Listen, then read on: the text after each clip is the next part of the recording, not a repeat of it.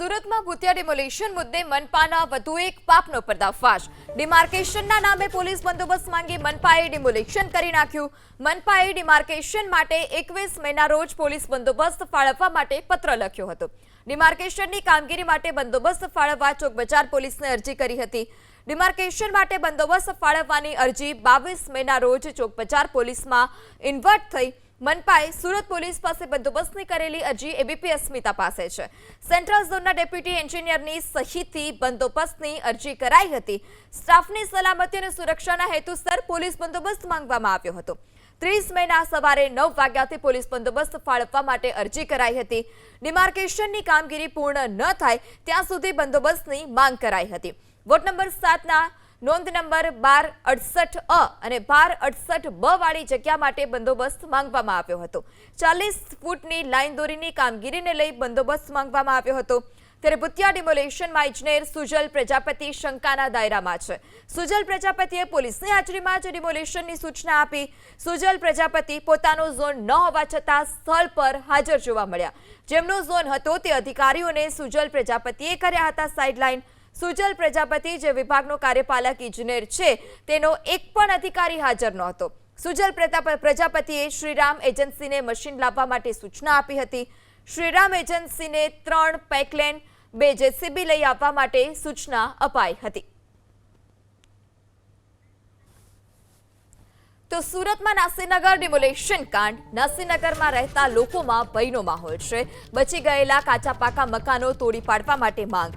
બચી ગયેલા મકાનોમાં રહેતા લોકોમાં ડરનો માહોલ છે। હાઈકોર્ટમાં પિટિશન કરી બચી ગયેલા દબાણો તોડવા માટે માંગણી। નાસિકનગર ડિમોલેશનને લઈને લોકો થરથર કાપી રહ્યા છે। એક તરફ નાસિકનગરના સૌથી વધુ ઝૂંપડા છે એનું ડિમોલેશન કરવામાં આવ્યું છે।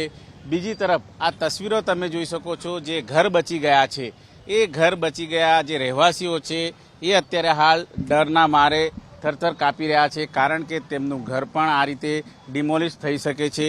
આ તસવીરો તમે જોઈ શકો છો। એક તરફ ડિમોલેશન છે અને બીજી તરફ बहन जी कितना डर लगता है घर टूटने का? डर तो बहुत लगता टूटने का।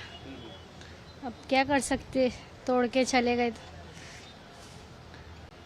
यहाँ के लोग रहते हैं किस तरह से रहते हैं यहाँ पर? बेचारे सोते इसी ये झोपड़ा बांध के ओढ़ के सब। બિલકુલ જે રીતે અત્યારે આ જે ઘરો બચી ગયા છે એ જે ઘરો બચી ગયા છે એમાં જે રહેવાસીઓ છે આ એક તરફ ડિમોલેશનનો મંજર છે, બીજી તરફ આ પ્રમાણે બચી ગયેલા ઘરો છે। તેઓએ દ્વારા હાઈકોર્ટમાં પિટિશન દાખલ કરવામાં આવી છે કે કયા પ્રકારે રહીશું। અહીંના જે સ્થાનિક લોકો છે એ ડરી રહ્યા છે। માજી बताइए किस तरह से जीवन गुजारा हो रहा है? अरे ये देखो कैसा हो रहा है भाई, देखो हम यूं बैठे रहेंगे कि कुछ समझ हमको पढ़ नहीं रही है। बोलो अभी क्या डर लगता है? आपका भी घर टूटने वाला ऐसी बातें चल रही है? हाँ, हमारा भी घर टूटने वाले बात चल रही है। तो अब तुम ये करो कि हमारा नहीं टूटे कि हम ऐसा रह सके, सही ना ना? बस और क्या, हम यही बोल रहे हैं कि हमारा नहीं टूटे, बस अब तुम ये करो।